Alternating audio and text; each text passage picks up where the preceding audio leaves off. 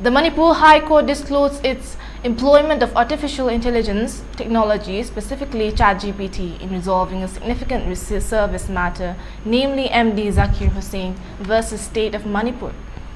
Justice A. Guneshwar Sharma, presiding over the case, said that the innovative use of the AI tool played a pivotal role in reversing the disengagement, removal from service of a village defense force personnel. The court's decision stemmed from a profound need to ensure justice and adherence to legal principles.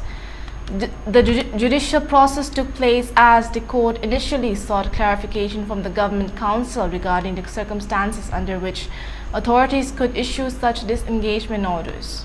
However, when the response proved elusive, Justice Sharma resorted to leveraging both Google and ChatGPT for deeper insights. In these circumstances, this court is compelled to do extra research through Google and ChatGPT 3.5 and collected some important information, the judge documented in the order. Through the aid of AI, the court discerned that the VDF in Manipur serves as a vital component in bolstering local security and supporting law enforcement efforts, particularly in rural areas.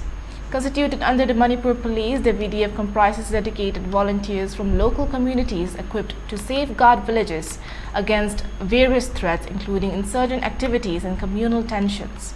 Further inquiry led the court to uncover an office memorandum issued by the Home Department of Manipur delineating service conditions for VDF personnel.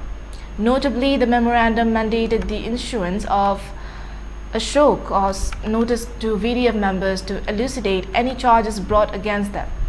Upon thorough examination, the court concluded that the disengagement order contravened the principles of natural justice.